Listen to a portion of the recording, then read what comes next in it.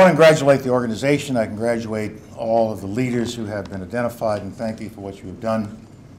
Thank all the lawyers and firms around town and around the country who are participating in this marvelous effort.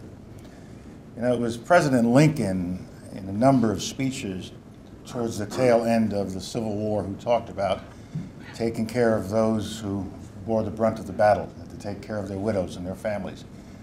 He knew that a country owed so much to its soldiers, soldiers who preserved the Union, soldiers who helped bring an end to a terrible phase of American history. And now that that war was coming to an end, they would be going back to their towns and villages. They would be going with some limbs missing, with canes. They're going back to start a new life. And Lincoln realized that the country had an obligation to them.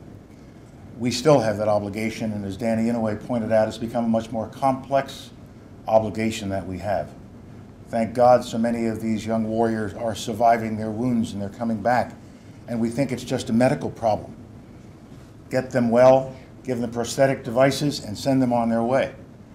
That's not the end of it. We have to learn that it is a far more complex situation. I have a son who was disabled in the military, not in war, but in a Jeep accident, and we almost lost him.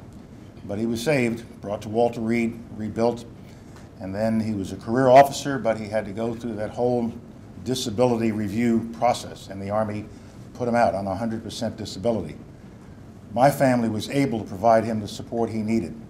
We were able to provide him whatever legal advice that was needed. And he was helped by the Veterans Administration, went on to a new career, became a lawyer, and is very successful. And he is now chairing an effort to put a memorial here in Washington for disabled American veterans of all wars, and I'm very proud of him for that. And since he is a lawyer, I got to make him aware of this program if he's not aware of this program. Michael Powell is his name, Esquire. Yeah.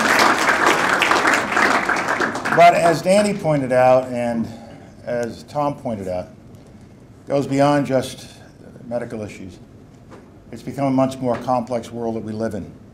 It is not the same Army that Danny joined so many years ago, or I joined 51 years ago. I was smiling. You know, when I came in, it was, if the Army wanted you to have a wife, they issued you one. Might not have been bad policy, I'm not sure, but it's not the case anymore. And I remember my first physical when they were going to, determine whether I was qualified to enter the United States Army. And I remember vividly at Fort Bragg, North Carolina, they gave me my hearing test. And my hearing test consisted of a sergeant standing behind me, and he said, "Repeat the number that I say to you." 4!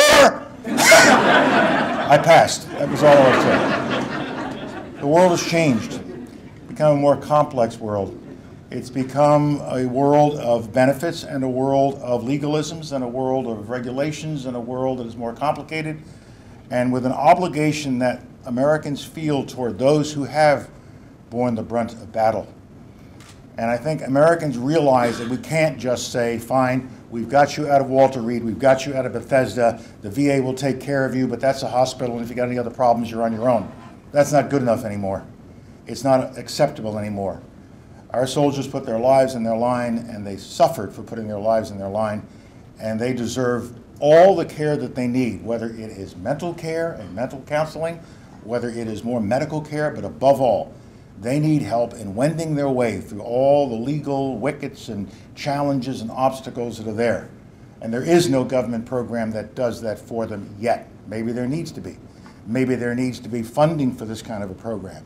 But until that happens, until that comes along, we are counting on organizations such as this and sister organizations around the country to make sure that our youngsters understand their rights, that they can work their way through the bureaucracies. A lot of our youngsters really don't understand all of this. They came in to be good infantrymen or a great Marine or something like that, but they don't have the experience to deal with this kind of complexity. You all have that experience. You all have that ability, but more importantly, you have that determination, that desire to make sure that they get what they deserve and that they get all that they deserve and nothing less.